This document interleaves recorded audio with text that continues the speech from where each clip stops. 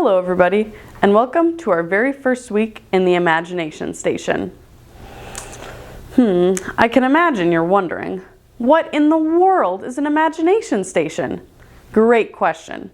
The Imagination Station is where we get to imagine what it's like to be smack dab in the middle of our true Bible story. Today's true Bible story is going to teach us that Jesus wants me to follow him. That's our big idea for the day. Let's say it together. Jesus wants me to follow him. It's true. Jesus wants me to follow him. In fact, that's what our memory verse from the Bible tells us. Let me teach it to you. It goes like this. Come and follow me. Jesus said, I will send you out to fish for people. Matthew 4:19. Let's try that one more time. We'll start at the beginning. Come, follow me, Jesus said. I will send you out to fish for people. Matthew 4:19. And that's our Bible verse for the day. We'll go over it a couple other times in our next lesson. But nice job. I think you're ready for the Bible story now. Do you ever use your imagination? Me too. It's so much fun. When you use your imagination, you can be anything and do anything. When you use your imagination, you can go anywhere you want, even into outer space. Hey, I have an idea. Before we step into the Imagination Station, let's practice using our imagination. What should we imagine? I know. Let's imagine that we're a giant dinosaur stomping on a watermelon. Come on, do it with me. Oh my, look at the mess we made. Now, let's imagine that we're driving a race car on a racetrack. Wow, we were going so fast. Now let's imagine that we're riding a surfboard while a hungry shark is chasing us. Whoa, that was close. You guys can sit down now. You see, using your imagination can be so much fun. Today, we're going to imagine that we're on a fishing trip with Jesus. If you're ready to imagine today's true Bible story, give me 2 big thumbs up. Great. First, let's get our Bible out of the super duper Bible box, which we have right here. I need your help getting the Bible out though. We need to say our special Bible words together. Repeat these special words after me. It's true, the Bible is true. It's true, the Bible is true. There it is, the Bible.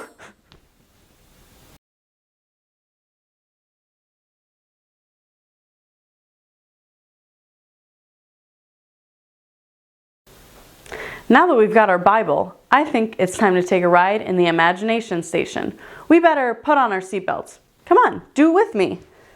Click. Now, let's push some buttons. I'll push some and you push the other ones. Beep, beep, beep. And pull some levers. Ka-chink, ka-chink. Now, turn the steering wheel and away we go. Whoa, it's a bumpy ride. Help me turn to the left. This way. Now let's turn to the right, this way. We can go up high, lean back, and down low to land our imagination station. We're here. In the Bible, in the book of Luke, Jesus was standing by the Sea of Galilee. Imagine a giant sea of water. Can you see it? Now imagine Jesus talking to a big group of people. What does Jesus look like to you? Why don't you think about that for a second? What does Jesus look like to you? Maybe you can think about his hair color or what his eyes look like or maybe what he's wearing. Anyway, now that you know what Jesus looks like, we can imagine what he's doing. While Jesus was teaching the people, he saw 2 boats at the edge of the water.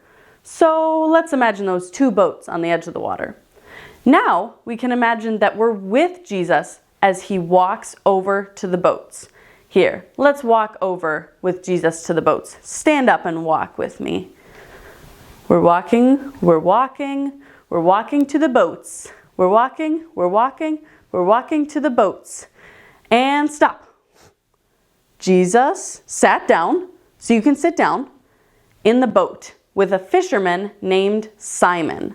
So now we're sitting next to Simon, and Jesus said, Simon, row this boat a little way off the shore, so a little bit further into the water. Let's imagine that we're rowing the boat into the water with Simon. So it looks like this. We're going to move our hands like this. Do it with me. We're rowing in our boat. Say it with me.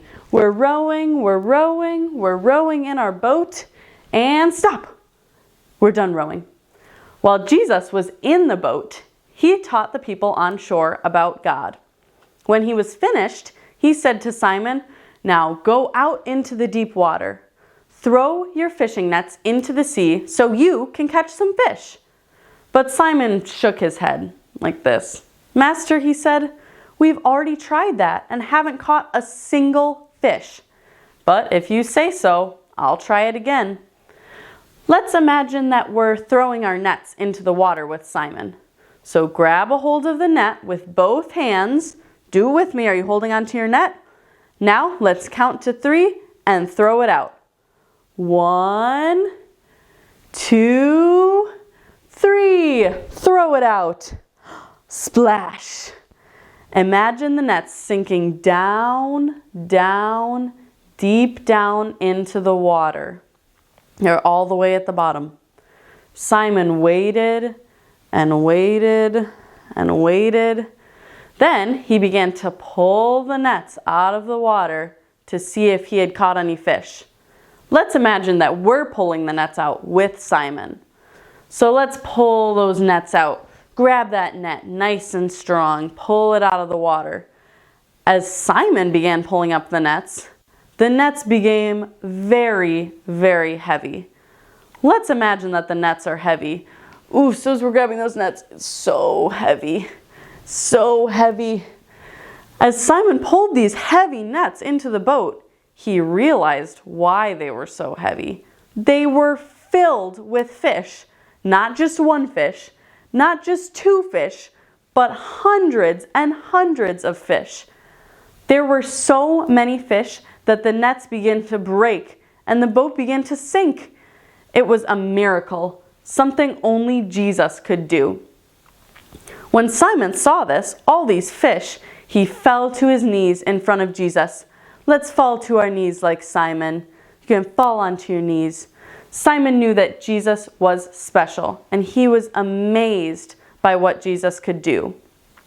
Then Jesus said to Simon, "Follow me, and I will teach you how to fish for people." Let's march in place like we're following Jesus. Come on, march with me. So Simon and his friends left their boats behind and followed Jesus everywhere he went.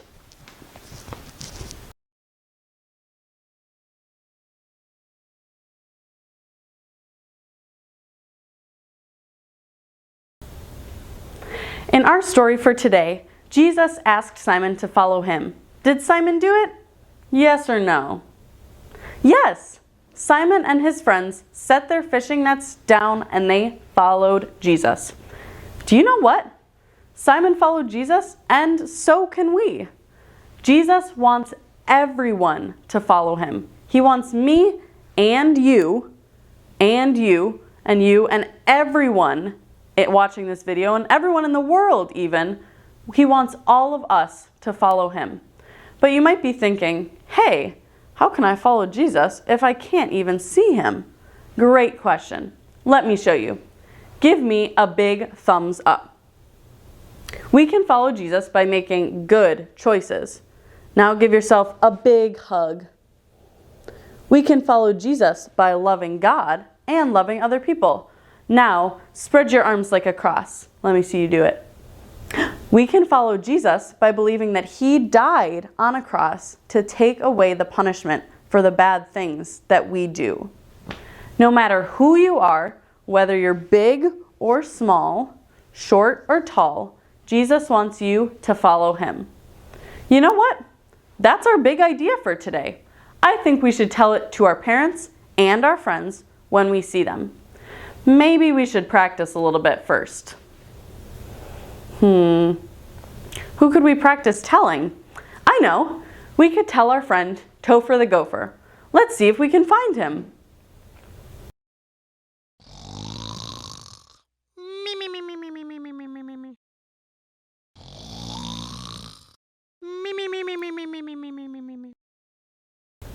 Uh-oh. It looks like Topher is asleep. I think we should wake him up. When he wakes up, we can all tell him that Jesus wants me and you to follow him. On the count of 3, let's all yell, "Topher the gopher, wake up, wake up." 1, 2, 3. Topher the gopher, wake up, wake up. Hey, what's the big idea? Let's tell Topher the gopher what our big idea was. I'll say it once so you remember. Jesus wants me to follow him. Let's tell Topher once or twice. Say it with me. Jesus wants me to follow him. Let's say it one more time to make sure Topher heard us. Jesus wants me to follow him. Now that we told Topher our big idea, we can say a prayer together. Oh, that is a big idea. Thanks for telling me. Goodbye. Let's say a prayer together and thank Jesus for inviting us to follow him. Let's fold our hands. Dear Jesus, thank you for asking us to follow you. Please help us to make good choices, to love God and to love other people, and to believe in you. Amen.